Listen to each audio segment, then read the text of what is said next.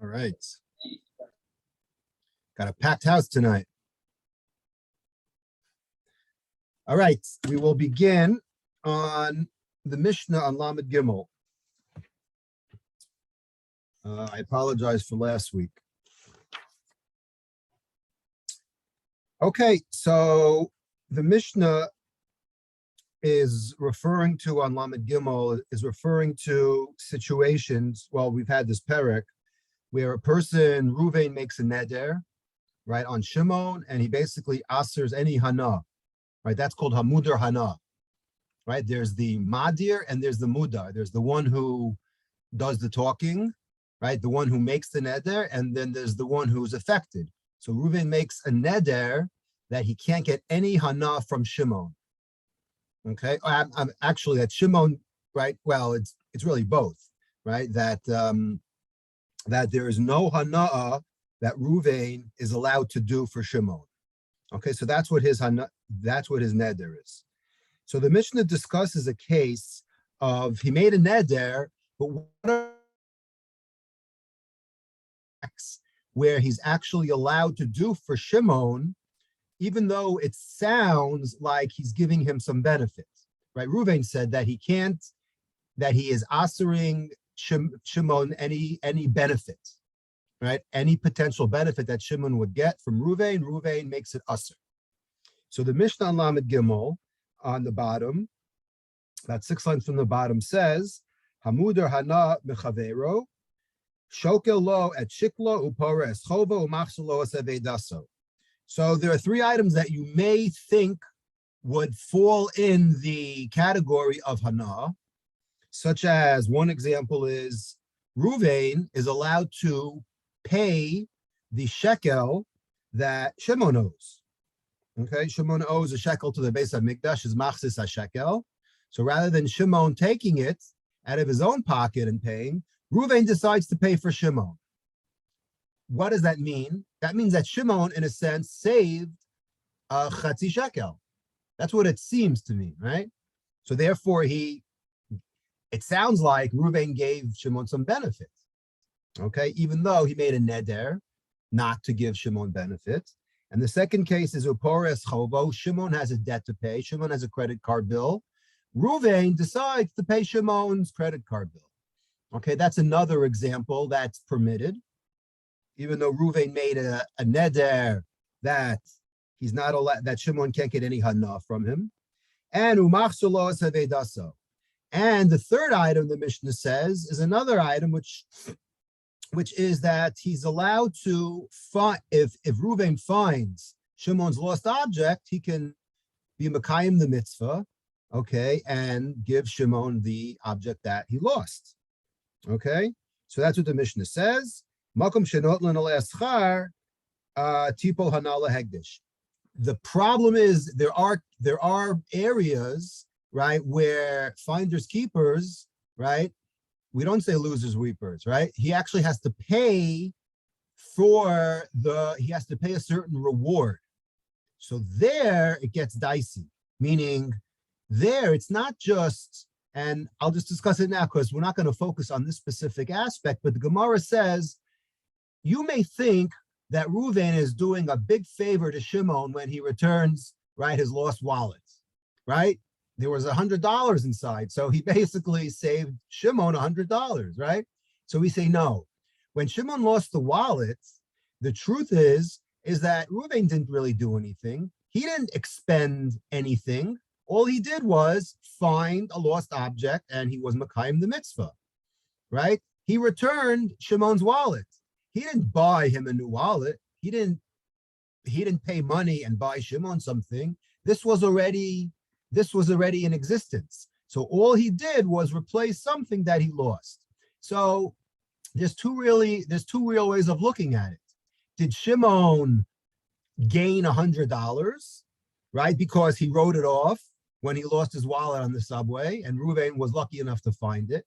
That's one way that he gained $100. Or the second way of looking at it was the net was zero, right? This is almost like an accounting question, right? How do you view Shimon getting his wallet back? If he wrote it off, then he's plus 100. If he either didn't know about it or thought that there's a possibility of getting it, then he nets 0. So it's an interesting accounting way of looking at Shimon's gain in this, in this particular instance. So we're not going to focus on accounting per se. What we are going to focus on the first 2 cases, and that's what the Gemara jumps right into. The Gemara says, let me understand something. You're telling me, again, just to review, Reuven makes a neder that Shimon can't get any benefit. So you're telling me that Reuven pays his bill at a restaurant for his chatzi shekel, for his credit card bill, for his mortgage, for his tuition. You're telling me that Shimon doesn't get anything out of that? You got to be kidding me, the Gemara says. So therefore, right? Therefore, the only way this makes sense, you have to put on your Talmudic cap and say, well, what is he really doing, Reuven, in this case? The Gemara says, Alma avruche ari ba'almahu.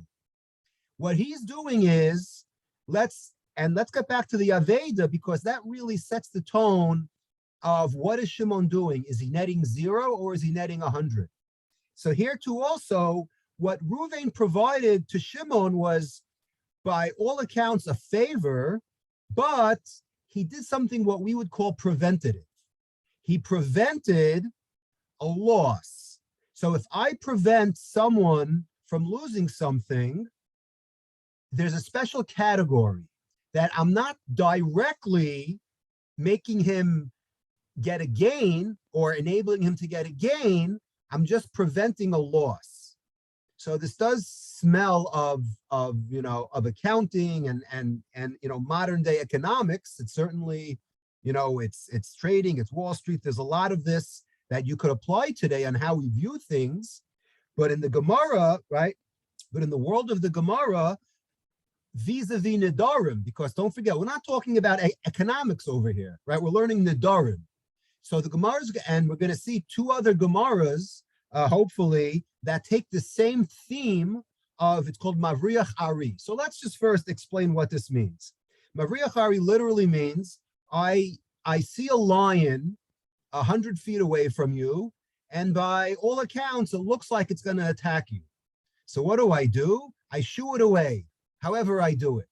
Okay, I have special magic, and I shoo the lion away from you, and he doesn't end up eating your cattle, he doesn't attack your house, right?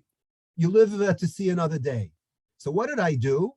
I saved a potential disaster from occurring, right? Meaning nothing happened.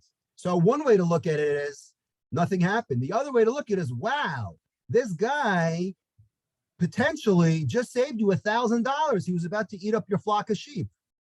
And you would have been down $1,000 and 5 sheep had not Superman come and saved the day and shoo away the lion. Okay, so that's how I would look at it.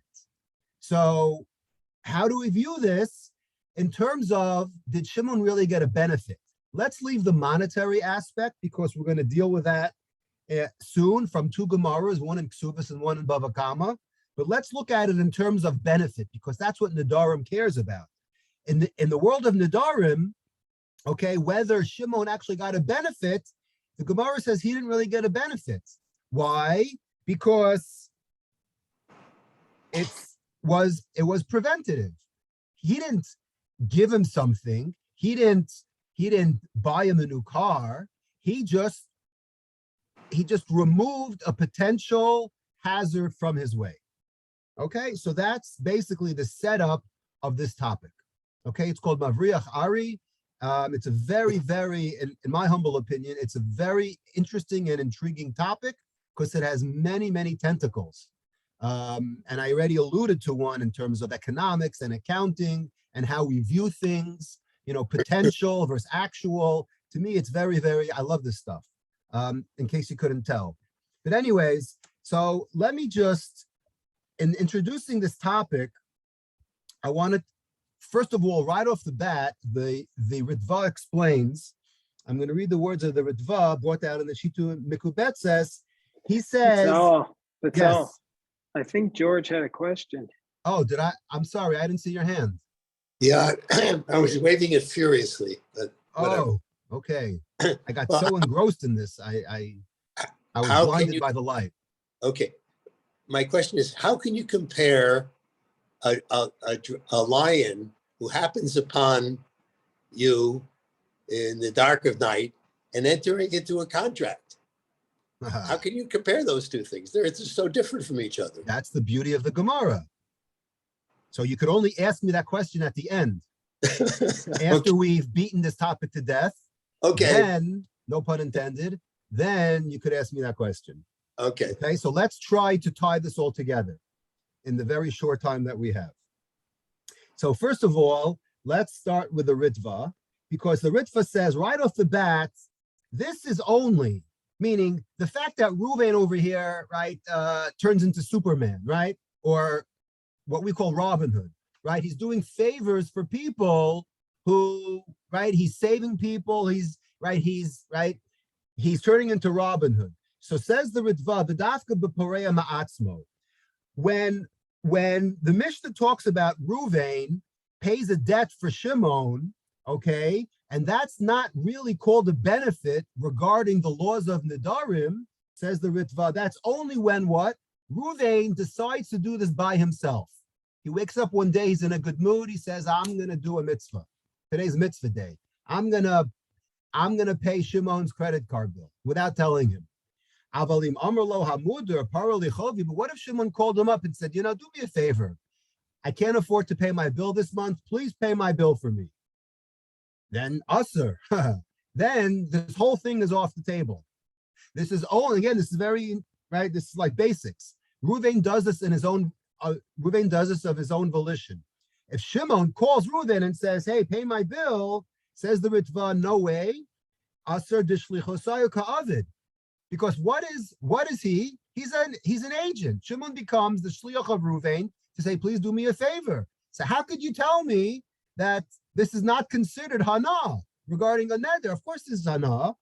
And the Ritva says, umisani mine. And Shimon absolutely gets benefit when the shlichus happens. So that's what we say koydem kol. That's really the first step in understanding this whole thing.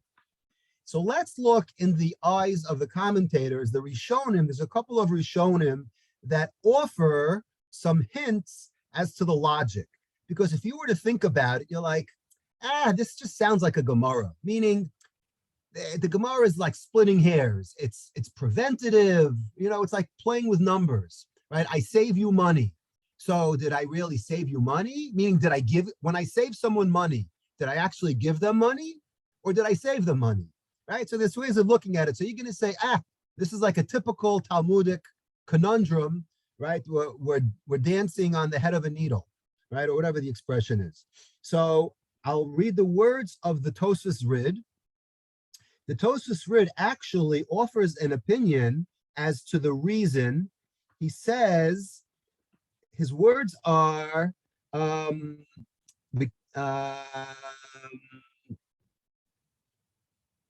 Shari Kiban Delo Boila Mitzvah Bedina. He says part of this has to do with the fact that after Reuven volunteers, right, and saves the day, he can't go and sue Shimon and say, you know what? I can't believe I was drunk on Monday when I paid your credit card bill.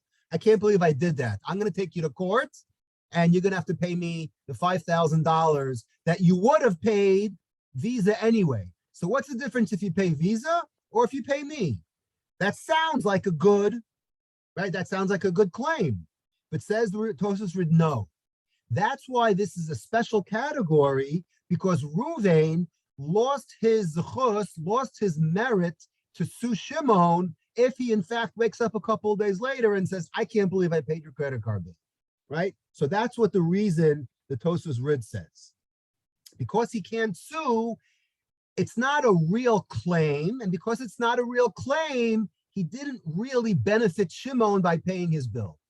Okay, that's one way to look at it. That's the eyes of the Tosfos Harid. The Rashba gives a little bit deeper of an opinion.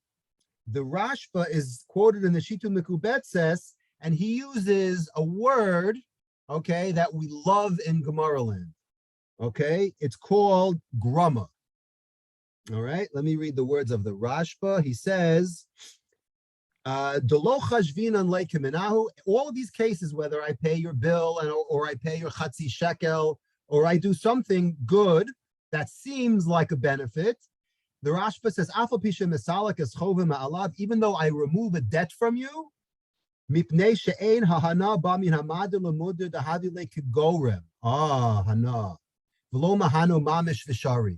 I'm not going into your house and dumping a suitcase of cash. I'm not buying you something. I'm not doing whatever to you that's a real present. All I'm doing is a grama. Now, the word grama is a very, very important word. We use it in Shas in a few occasions. We use it, for example, on Shabbos, right? One of the reasons why we're allowed to do things on Shabbos is called a grama, right? There's a whole machon in Israel, right, Tzomet, where they make devices every year to help people, and it works through a grama, right? It's a switch that has a delay on it by a few seconds, and if I pull a trigger and it causes something that causes something else, excuse me, one step removed, that's called a grama. So we have it regarding Hilchos Shabbos, but more notably, we have it in Bava Kama a lot, where the rule is grama ben ezikin. If I cause a loss, and I do it through a grama, I'm putter from it. Now, the truth is, it's usher. I still can't do it, right? And the Gemara gives many examples. I put down poison in front of your animal, and the animal comes and eats the poison. I didn't kill your animal. I didn't feed it poison. I left it on the floor. I turned around and I walked away, and the animal decided to eat it and died. That is Grama 101. That is a classic case, the Gemara says, where I did something, I'm not liable because it's like causation. All right, we're not going to talk about causation, correlation, forget that. We're just going to talk about causation. Okay, that caused the animal, and therefore it's not direct. I wasn't directly involved. Today, right, we call that in our terms like manslaughter, like when you're driving and you're going like 90 miles an hour in a 30-mile-an-hour zone, and you kill someone, right? And it was at night, it was a jog, you couldn't see them. So you're semi-culpable because you caused someone and you did something that was probably not advised. So it's not going to be murder one or murder two. You didn't full out intend to kill the jogger. You just couldn't see them. Yes. Well, it's in tort law, it'd be reasonably foreseeable. Correct. Right. So you have to put on your right. You have to have all your senses to figure out, okay, how am I going to avoid an accident? Right. So you have to know. That's criminal, but it's not a crime. Right. That's a civil liability.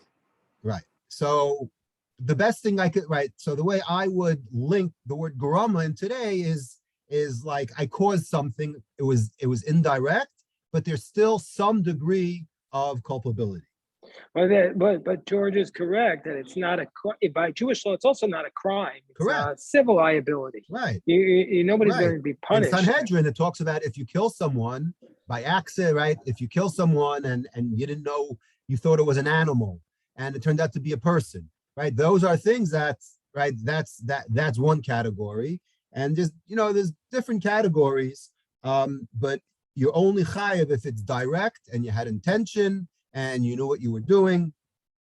So that, the Rashba says, is what's going on over here. Because I'm causing him a gain, but I'm not giving him money. If I were to go give him cash, then there's no discussion. He's richer because of me. Me paying his bill doesn't make him per se richer. It certainly helps the matter, right? He had a credit card bill of $5,000 and I paid it. In a way, he's $5,000 richer, but not in the eyes of the Gemara.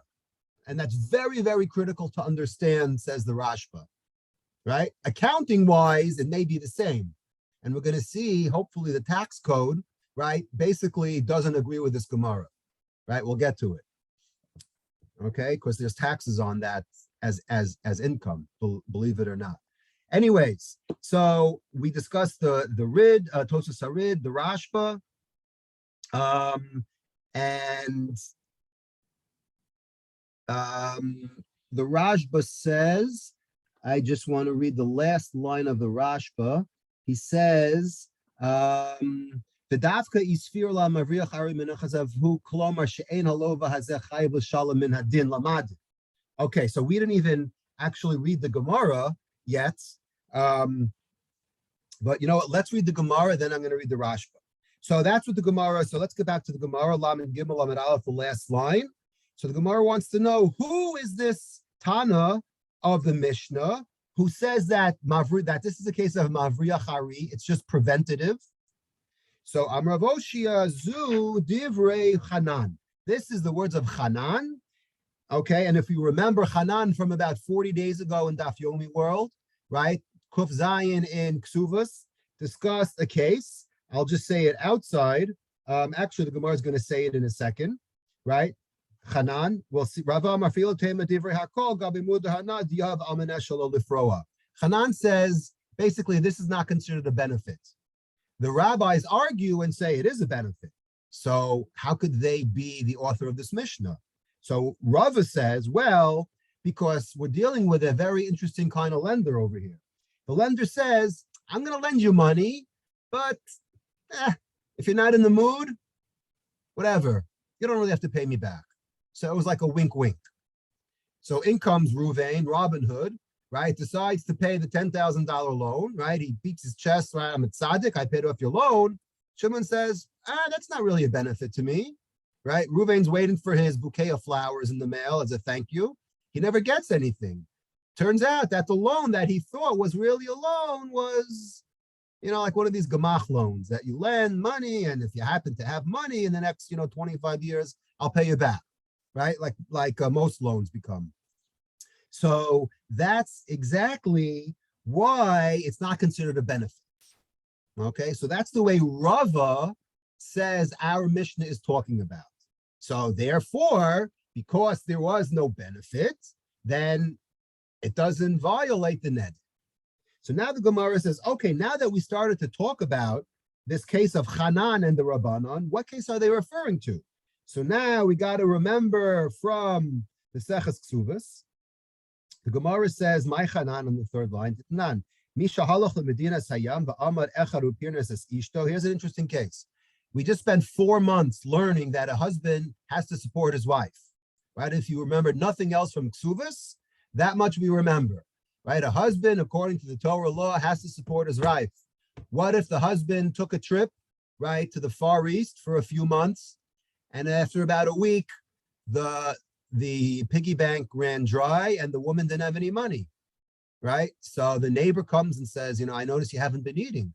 So he goes, yeah, my husband went and whatever, I have no money for the food. So he goes, wow, I can't believe it. I'm going to support you. And he buys his wife food for the next 3 months. Very nice neighbor. Husband comes back and says, thank you for supporting my wife. The neighbor says, okay, how about paying me back? He goes, why should I pay you back? I never told you to give money to my wife for food. He goes, what, are you kidding me? Well, this is exactly what the Mishnah is talking about, right? So Chanan says, believe it or not, this Robin Hood, while he was nice and maybe in the world to come, he'll get credit, but in this world, he ain't getting nothing. Why? Because he acted by himself. What did he do? He was a Mavriach Hari. He prevented this woman from dropping dead, right? He didn't really benefit her. He didn't give her money. All he did was pay the food bill. So he did something that's, as the Rashba said, the word grama. It was a very virtuous, beautiful chesed, right? Chesed beyond belief what he did, but believe it or not, and this is how we hold, at least the Gemara holds like this, believe it or not, all he gets is a Yasher Koyach and a Misha Berach, but he gets no money back, unfortunately. Says the Gemara, that's one opinion. They say, no. He goes to Bezdin, he takes a shvua, he says, for 3 months, right, it cost me 15 grand to support this woman and her 17 children, and he pulls out all of his, right, credit card bills, and he gets his money back. Very nice. So that's what the Gemara says. So now the Rashba ends off by saying, the daska isfirul and the mavriya chari min achasav who klomer she'en halova has a chayv l'shalom min hadin lamadir haporeya. What the Gemara said, that it's only mavriya chari, right, where the love, right, where the love doesn't have to pay. Avalim haya chayv l'shalom. But what if this was because remember what Rava just said? Rava said, nah, our Mishnah is talking about a loan that was like one of these gemach loans, right, the wink wink loan. He says, if this was a real bona fide loan, right, UCC backed with notarized signatures, a real bank loan, he says, you can't pull the shtick. Says the Rashba, he absolutely has to pay him back, right? So if Reuven pays the bill and pays them back, right, and pays the bank back the loan, then there's nothing to talk about.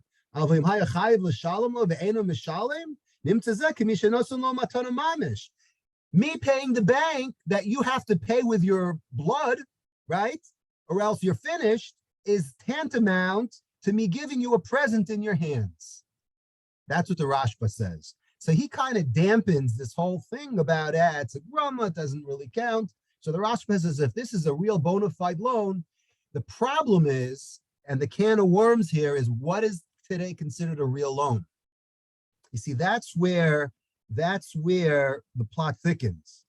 Okay, so keep that in mind, because every situation is different, right? You may owe a debtor, you may owe a bank, a mortgage, you could owe a credit card, you could have student loans. We won't talk about student loans. It's a very hairy topic today. But in general, meaning, are they real loans that you have to pay back? Meaning, how do I know that maybe in a couple of years there'll be another 100-year pandemic, and they'll say, you know what, we'll let you offer your loan, or we'll settle for pennies on the dollar. So I had a nice guy pay off my $100,000 bill, but if I just would have waited, and by the way, this happens to be the side of the argument with the whole student loan nonsense topic that's going on now, right? Because all the people who paid off their loan saying it's not fair. All I had to do was wait for a catastrophe, for a disaster in the world, and I would have been bailed out. So that same thing that we're saying today, and this is why this topic is so interesting, is what the Gemara is dealing with. What is considered a loan? And you see there's the ramifications and this is really interesting and gavaldic, in my opinion. Now, let's take a look at a third Gemara. Okay, knowing what we know now about it, there happens to be a very interesting sugya in Bava Kama, in the 6th perek. The Mishnah says if an animal falls from a roof into someone else's field, and that person, we'll call, right, Reuven's animal falls into Shimon's field. Shimon had a high pile of wheat or vegetables or whatever that he had. And basically, the animal landed luckily, right? It didn't end up dying because it squashed, right? The fall was broken by these vegetables or by the pile of wheat, and it saved the animal's life, right? And it didn't get injured. And the owner of the animal would have lost $1,000, but Shimon's crops were in the right place at the right time, and luckily padded the fall. Okay, this happens every day, right? Of course it doesn't happen, but other things happen that are comparable to it. That's why this is so interesting, at least to me. So the Mishnah says, there's a certain, you have to pay the owner, i.e. Shimon, the amount that his crop suffered. So if he had a $500, right, mound of tomatoes, right, that basically saved this animal's life, Reuven's animal got saved because Shimon lost $500. So you have to pay back Shimon for what you squashed, right? You ruined his crops. So the owner of the animal has to pay Shimon $500. So, but it said, the Mishnah says you have to pay what the animal benefited. Now, when you think about the word benefited, so you think of two things. He either could have saved his life, saved the life of the animal, or the animal could have fallen, walked around, and started eating the crops. So the Gemara on Daf Nun Zayin, Nun Zayin Amud Beis, actually Nun Chesam and Aleph 58a in Bava Kama. If you want to look at it later on, I recommend. Says that Rav is of the opinion that, you know what you have to pay for? You have to pay for the food that you ruined, right, by falling on it, right? And the Gemara says something very interesting. Rav says, right, there's actually two things you have to pay for. You certainly have to pay for food that you ate, okay, because you can't go into my field and eat my crops. That's right. Everyone knows that. So you ate my vegetables. So that's one. Or the Gemara says, even if you landed on it and ruined it, I would have said, hold on a second. What is Shimon's claim? Shimon's claim is, hey, you ruined my vegetables. But Reuven says, hold on a second. You are a Mavriach Hari. Whoa. So now let's plug this theme of Mavriach Hari into the case over here. Meaning that what? As Rashi explains, I would have thought that Shimon is a Mavriach Ari. Why? Because what did he do? He saved the day. What do you mean he saved the day? What did he do? What he did was he saved the animal by a stroke of luck. He saved Reuven's animal from getting killed, right? So that it didn't land face first on the ground. And all he did was, the words of Rashi in Bava Kama is umitzvahu da'avid. He did a mitzvah. He did a nice chesed by having crops in a certain location and got lucky that he saved an animal's life. Umidi lo lishkol. He shouldn't be rewarded. He shouldn't be allowed to collect $500 for all the tomatoes that got smashed. So therefore, Rav in the Gemara says, yes, he's not a Mavriach Hari. Shimon is entitled to recoup his $500 loss of the tomatoes or whatever was stacked up that broke the animal's fall. Says the Gemara, the Gemara says, well, maybe he is a Mavriach Hari. Why are you saying he isn't? Maybe Shimon is only entitled to collect if Reuven's animal ate, but not if Reuven's animal got saved by squashing the tomatoes. So the Gemara says no. There's two criteria for Mavriach Hari. Gemara says no. You know why this is not Mavriach Hari? Because the Gemara says the aim hachinam Mavriach Hari b'nechse chavera. No, Mavriach Hari is midaito. I love midaito. Here, Shimon got lucky. You're comparing this to our Mavriach Hari. What's our Mavriach Hari in Nedarim? Shimon went willfully, knowingly, paid off Shimon's loan. That was with full knowledge.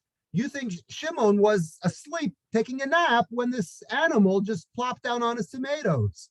He had no idea what was going on. So this is not called Mavriach Hari. Inami Mavriach Hari minachasav chaver leslei pseida. Hi islei pseida. You know what the other difference is? Mavriach Hari is when there's no loss.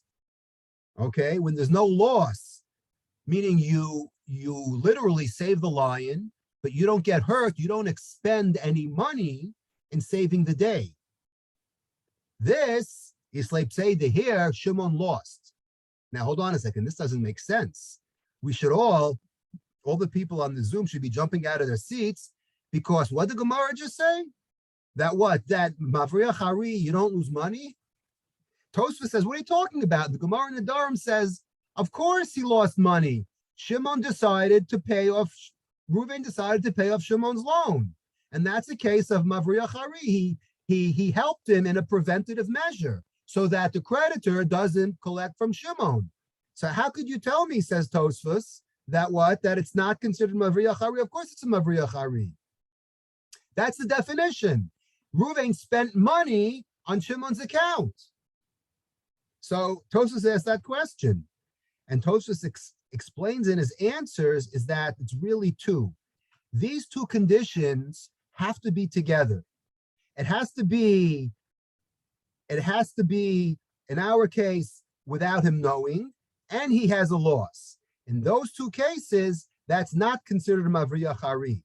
But if it's Midaito, if Reuven, in this case, right, it knows what he's doing, even though there's a loss, okay, that's considered Mavriya Hari. So really, there's two conditions, Midato, and it can't be a loss.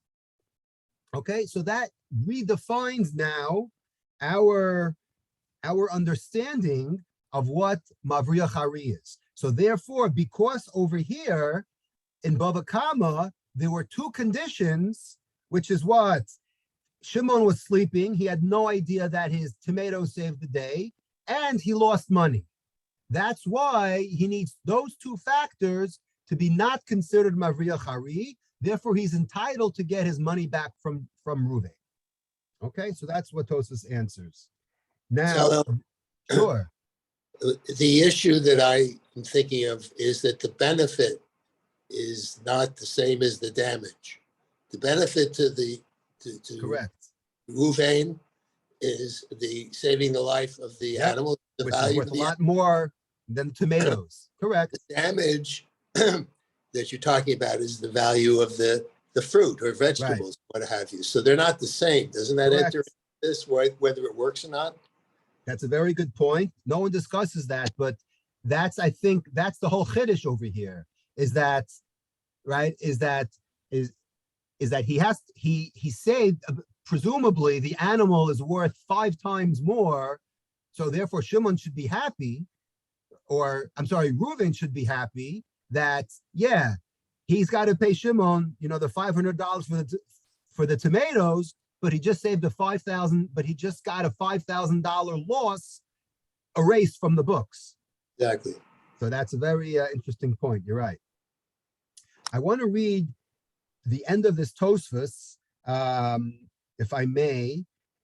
The re-explains, I'm reading from the Tosfos in Bava Kama, the Re is going to put a cherry on top of this topic and says, the truth is, when this proverbial lion is about to attack someone and a guy comes in and shoos him away, right? How close is the lion to the person? Okay? You don't get paid back for anything that you expend in saving someone, okay? That's only when you're not really sure if this lion is going to attack. Meaning, it's 100 feet from you. We have no idea what's going to happen, okay? It could go and attack you, or it could not. It's a 50-50, right? At the end, maybe the lion will be diverted and not attack.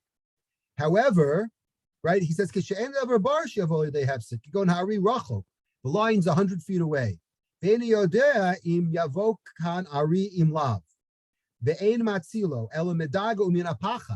So people have instinct.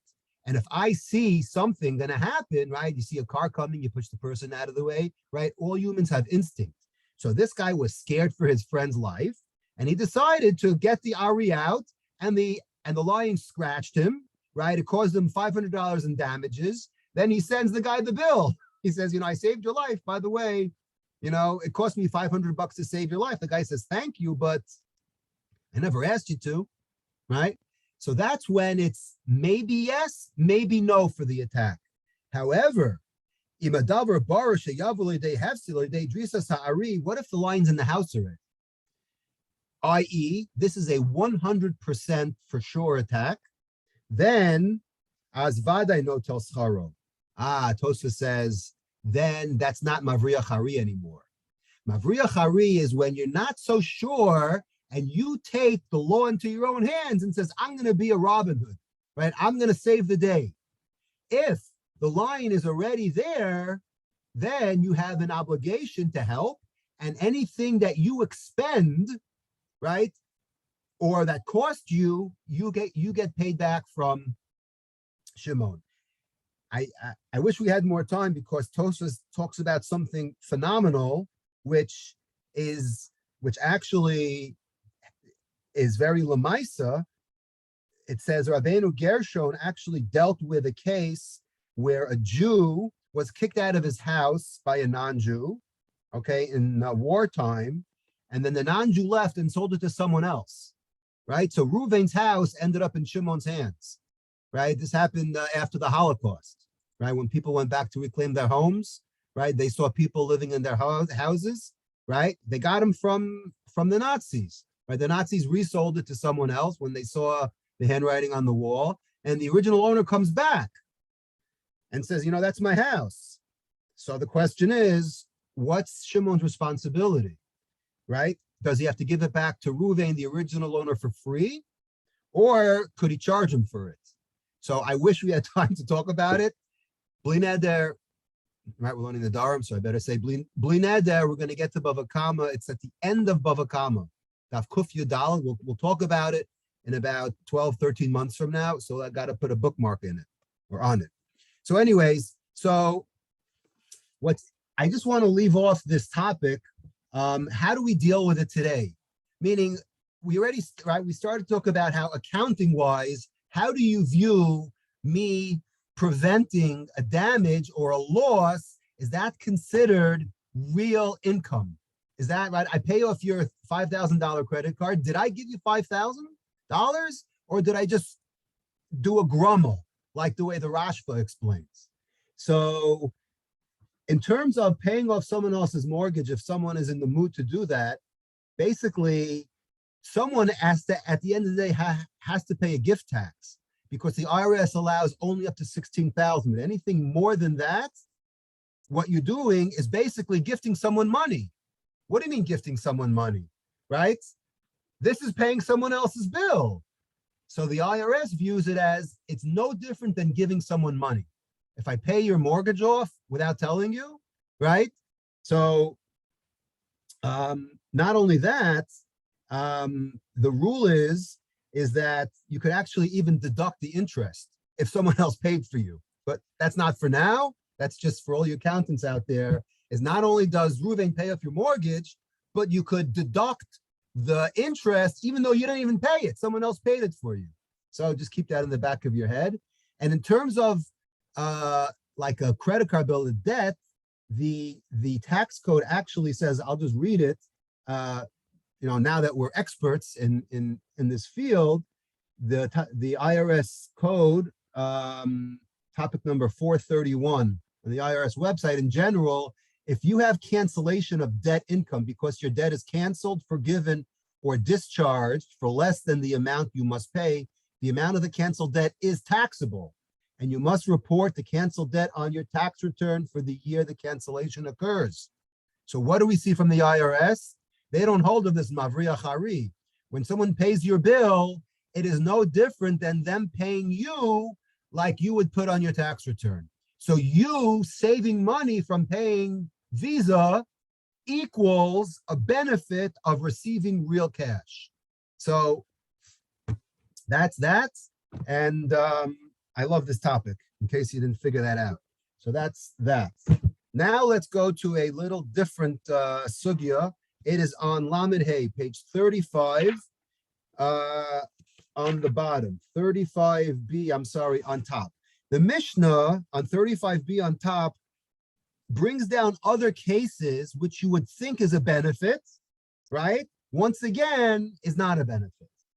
For example, Reuven makes a neder against Shimon that Shimon can't get any hana from him. What does Reuven do the next day? He decides to take truma, right? I think this is today's daf. Or he took meiser, right? Or he bought a korban that Shimon had to do. Again, Shimon's saving money.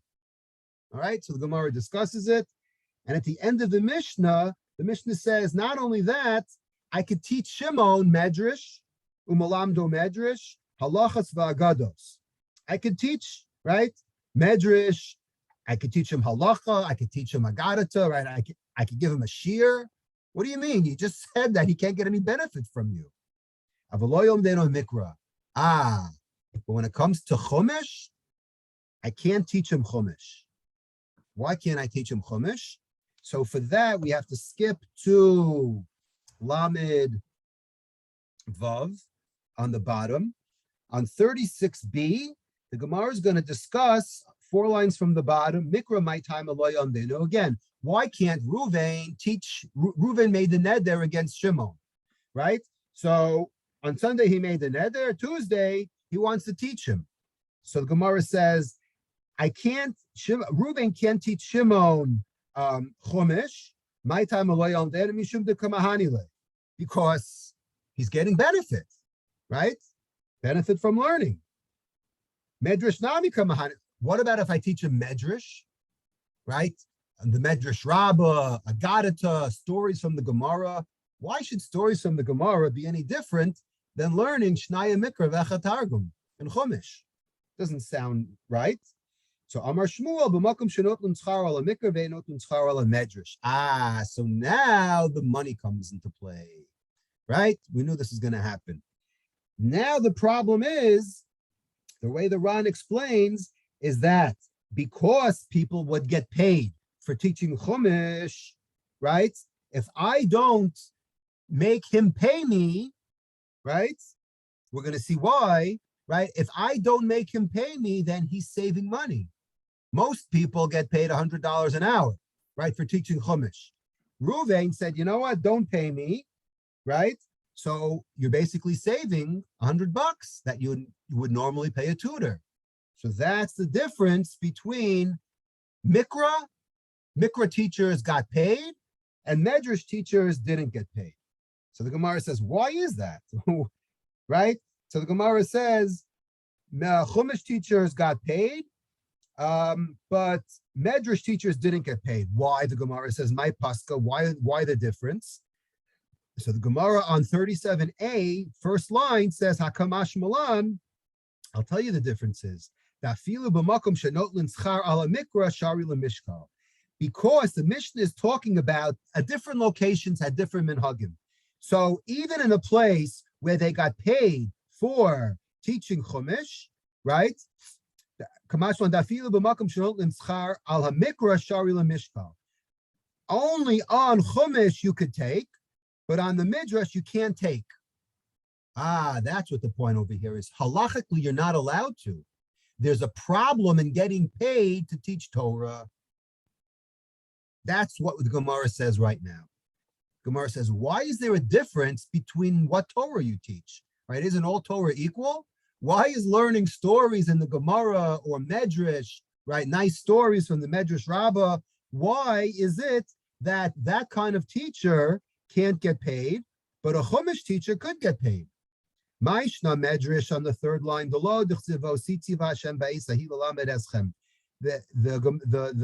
Chumash in Parshas Veschanon says that what? Moshe taught Bnei Yisrael. Then it says, Moshe says, listen, God taught me, and now I'm going to transmit what God taught me. I'm going to transmit to the Jewish people. Now, did God charge?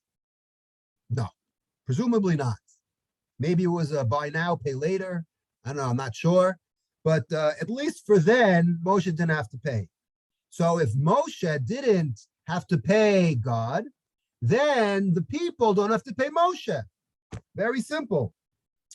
Ma'ani b'chinam, a very famous line the Gemara says, just like I taught for free, afatem nami b'chinam. So too, when you teach, right, on Tuesday night, you have to teach for free.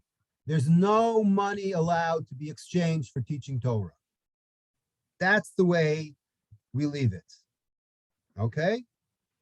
So, what is that talking about? What was Moshe taught? Torah Shabal Peh, right? He wasn't taught Chumash. So the Gemara said, okay, so before we continue, let's see what the Rambam has to say about this, because there's a couple of famous Rambams that absolutely must be learned in order to understand this. And the Rambam throws in a word that the Gemara doesn't use. The Rambam says, "Hayaminig hamadina likach melamed hatinoka schar nosan lo scharo." So the Gemara is about to say, we didn't say it yet, but there's something called Well, we know that teachers do get paid. So it's anticlimactic, but the Gemara is going to say we have something called schar batala. Okay, the Gemara is going to talk about it in a minute. But the Rambam says that what? When it's the custom to pay, right, teachers, then that's it. Teachers should get paid. Okay, the Rambam goes on to say, even when the minhag was to get, right, to teach Torah shebechsav, right, by paying a teacher, you could pay a teacher. But the Rambam says, Torah shebal peh, when it comes to Gemara, right, we use the word medrash. The Gemara talks about medrash, agadata, right, agada. The Rambam gets right down to it. He makes a difference between Torah shebechsav and Torah shebal peh. By Torah shebal peh, you can't charge. When you teach Gemara, there's no way that you could charge. Why? Because it brings this pasuk. Just like God taught Moshe for free, what did he teach? He didn't teach Chumash. He taught laws. Laws are what we call today Torah shebal peh, right? Ma'ani b'chinam, lamadati afatem b'chinam. Okay, and the Rambam says that's the way we're going to do it. If you fast forward to the Shulchan Aruch in 246, right? Yoredeya 246 basically says at the end the same thing. Nebuch, these teachers, they didn't have a lot of money, right? So you got to pay them something, or else they couldn't survive. So how do we get around that law about paying them, right? So you're allowed to do it, says the Shulchan Aruch. Even if he does have some money. So what it's called schar batala. Schar batala basically means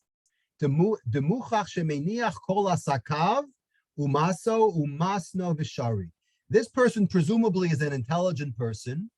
Just like he's capable of teaching kids, he's capable of doing something else with his time. He could be a driver for Uber. He could pack in a warehouse. He could do something. He could make money somewhere else, right? So for that same opportunity that he's giving up, right, to drive Uber, he is taking that and using his time, right, to teach school children.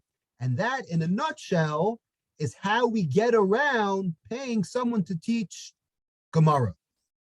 Again, his time that he would have spent elsewhere, you're paying him for. You're paying him not to work in a warehouse, not to drive Uber. You're paying him not to do something. So that's the money that he's accepting. That's what we call schar batala.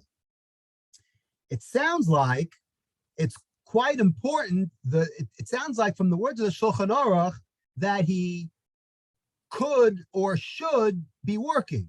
But because he's not, you could pay him to teach Torah. The Rambam decides to take this to mean and go one step further. The Rambam says, I'm reading from 3:10. The Rambam in Hilchos Talmud Torah 3:10.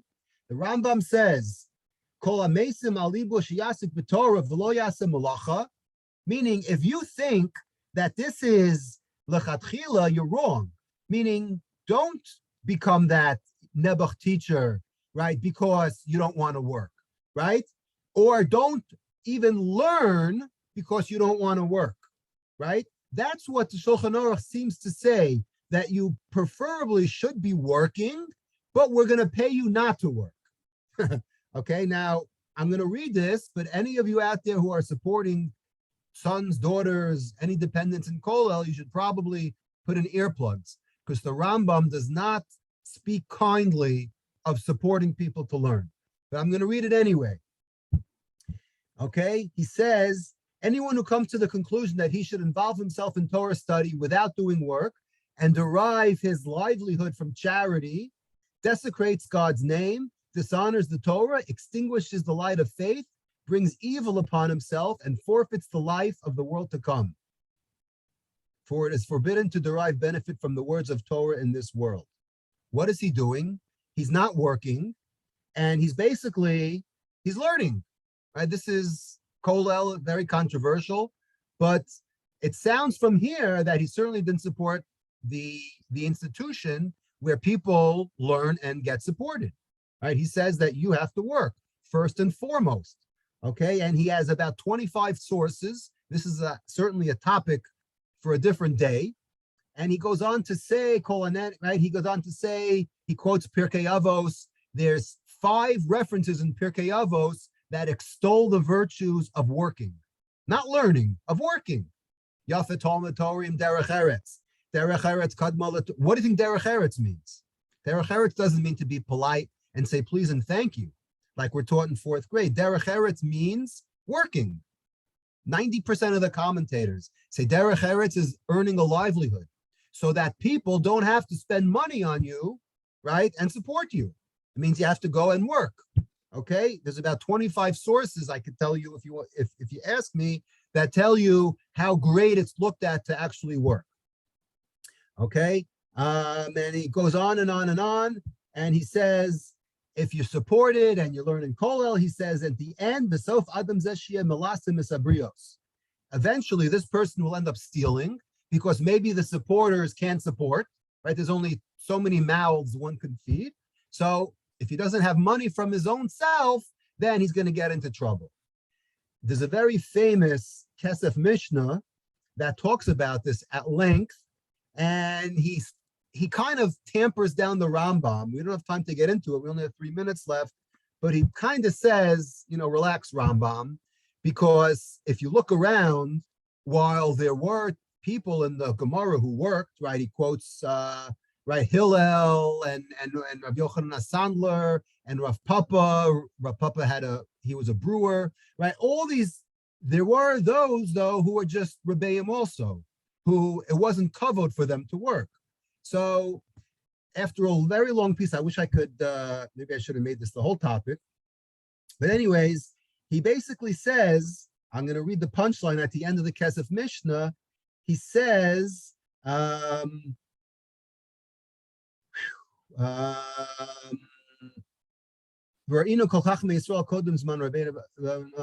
he says, and we see so many people who are, who do get paid. Again, his point is that if you're on a level that you shouldn't be working, and this is the counter argument to Kolel, if you're on a high level that you are like a superstar and you're cut out for this and you're a yachid and you're 1 in a million, right? The problem is everybody who's in Kolel probably aren't 1 in a million, or else there'd be 1 trillion people, right? Get it? Anyways, so getting back to what he says over here, he says that basically, he says, basically at the end, right? He says that we never have, we're in a certain time period that we have to bend the rules over here and whatever. He goes on and on to say that it's not so bad. So he kind of, calms down the Rambam, because the Rambam is very hard to understand on its, right, on its surface, how like you can't have people just learning who are worthy of learning and getting supported. So it's a very controversial topic. I don't want to talk too much about it, even though I did. There's actually interesting, there's a wild Bartanura in Maseches Bechoros. I just saw this.